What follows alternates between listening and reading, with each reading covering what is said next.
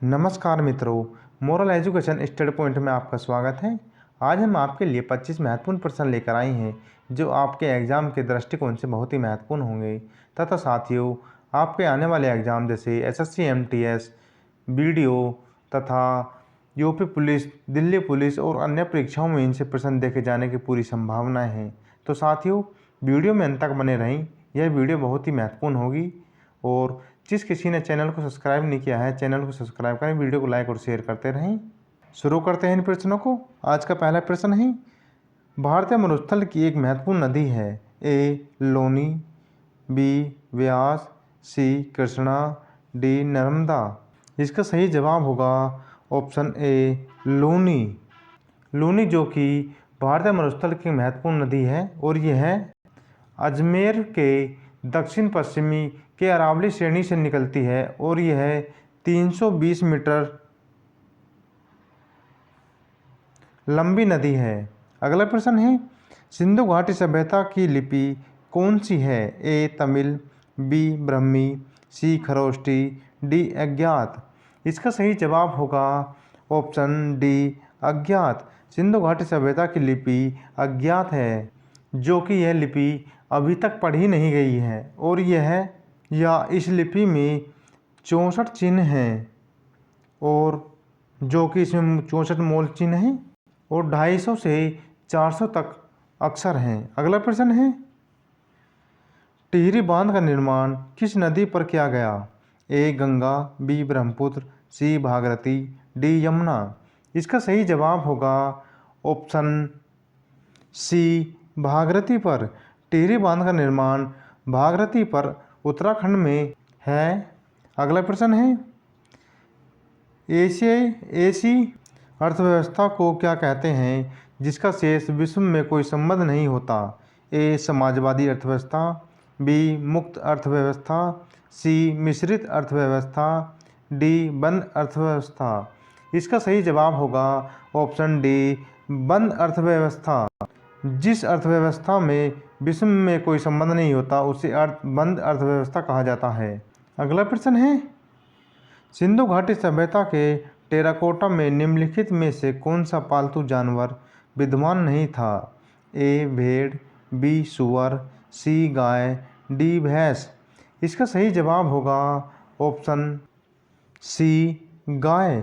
सिंधु घाटी सभ्यता के टेराकोटा में पालतू जानवर गाय का कोई चिन्ह नहीं था या इसकी कोई सिंधु घाटी सभ्यता के टेराकोटा में कोई आकृति नहीं थी। अगला प्रश्न है, स्थानीय सरकारें आधार हैं। ए अभिजाततंत्र का, बी धर्मनिरपेक्षवाद का, सी लोकतंत्र का, डी आरक्षण का। इसका सही जवाब होगा ऑप्शन सी लोकतंत्र का। स्थानीय सरकार का आधार लोकतंत्र का है क्योंकि लोकतंत्र को जीवन बनाने के लिए लोगों की सहभागिता आवश्यक होती है। अगला प्रश्न है, नाट्यशास्त्र की रचना किसने की थी? ए पतंजलि, बी भरत मुनि, सी कपिल मुनि, डी कबीरदास। इसका सही जवाब होगा ऑप्शन बी भरत मुनि। भरत मुनि ने नाट्यशास्त्र की रचना की थी। अगला प्रश्न है, अशोक की प्रशासनिक नीति में भारी परिवर्तन किस घटना में आया? ए तीसरी बौद्ध परिषद, बी कलिंग युद्ध, सी बौद्ध धर्म को अपनाना, डी मिशनरी को सिलोन भेजना। इसका सही जवाब होगा ऑप्शन बी कलिंग युद्ध के दौरान। कलिंग युद्ध के दौरान ही अशोक द्वारा मेरी घोष नीति को त्याग कर धम्म घोष की नीति पर अपना लिया था। अगला प्रश्न है, सूर्य सदैव पूर्व से निकलता है क्योंकि पृथ्वी पश्चिम से पूर्व की ओर घूमती है। ऑप्शन बी पृथ्वी पूर्व से पश्चिम की ओर घूमती है। ऑप्शन सी यह पूर्व में स्थित है। डी ये सभी। इसका सही जवाब होगा ऑप्शन ए पृथ्वी पश्चिम से पूर्व की ओर घूमती है। सूर्य सदैव पूर्व से निकलता है क्योंकि पृथ्वी पश्चिम से पूर्व की ओर घूमती है। अगला प्रश्न है, निम्नलिखित में से किसे प्राथमिक चट्टानों की श्रेणी में रखा जाता है? ए अग्नाशय चट्टानें, ऑप्शन ए आग्नेय चट्टानें, बी अपसादी चट्टानें, सी रूपांतरित चट्टानें, डी अंतर्वेदी चट्टानें। इसका सही जवाब होगा ऑप्शन ए आग्नेय चट्टानें। आग्नेय चट्टानों को प्रथम चट्टानों की श्रेणी में रखा जाता है। अगला प्रश्न है,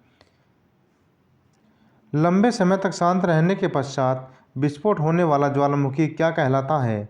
ए सुषुप्त ज्वालामुखी, बी मृत ज्वालामुखी, सी सक्रिय ज्वालामुखी, डी निष्क्रिय ज्वालामुखी।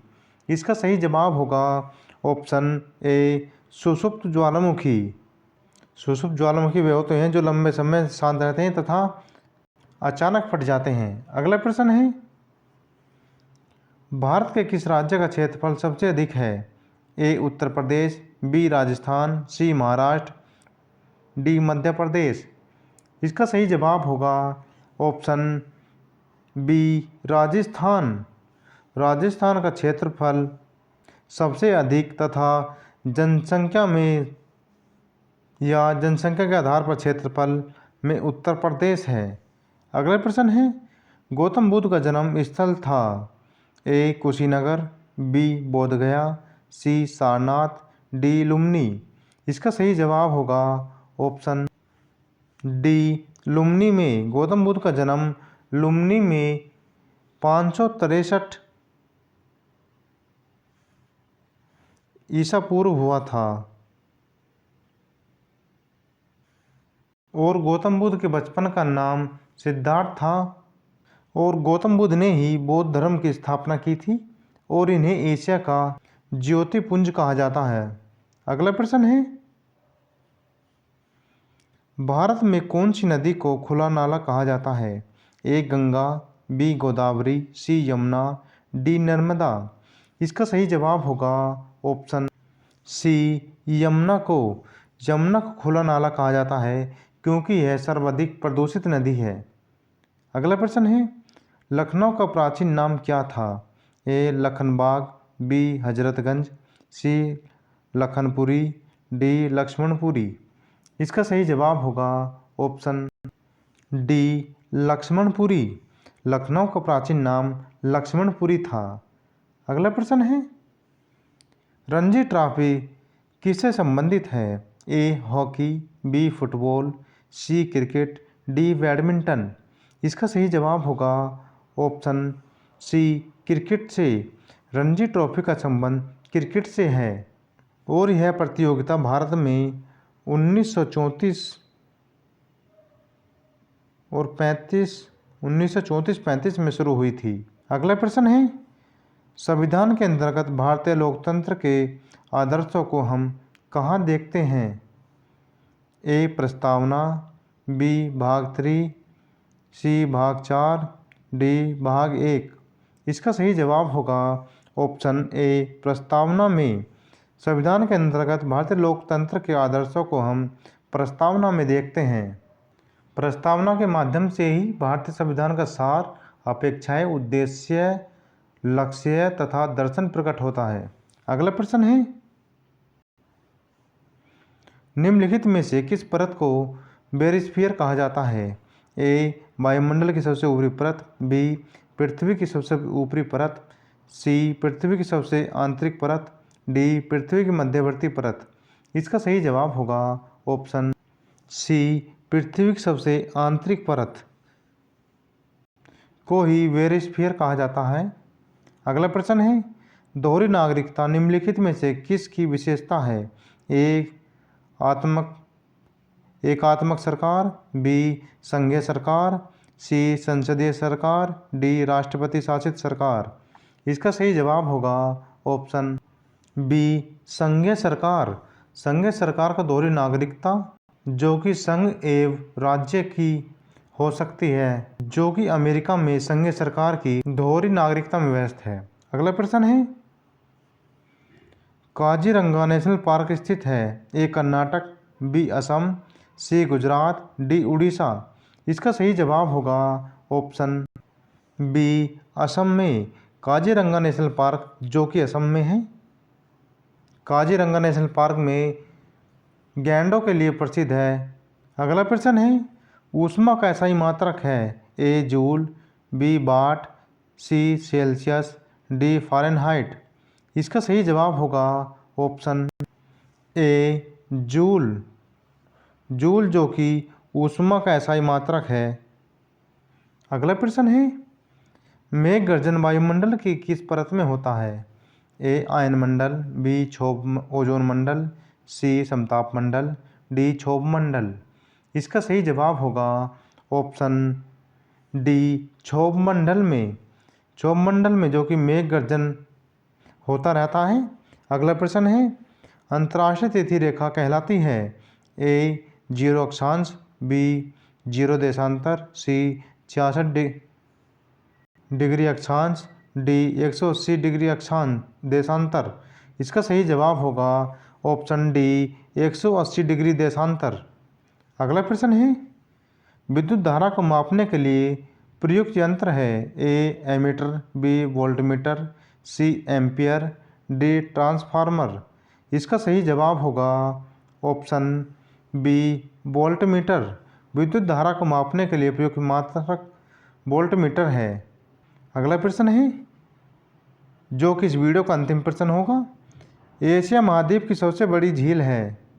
A अरल सागर, B वेकाल झील, C कैस्पियन सागर, D वाल्खस झील। इसका सही जवाब होगा ऑप्शन C कैस्पियन सागर, जो कि यह एशिया की सबसे बड़ी झील है। तो मित्रों, ये थे आज के महत्वपूर्ण प्रश्न जो आपके आने वाले एग्जामों में देखने को मिलेंगे। उम्मीद करते हैं साथियों आप सभी ने चैनल को सब्सक्राइब कर लिया होगा और वीडियो को लाइक और शेयर जरूर करें। जय हिंद साथियों।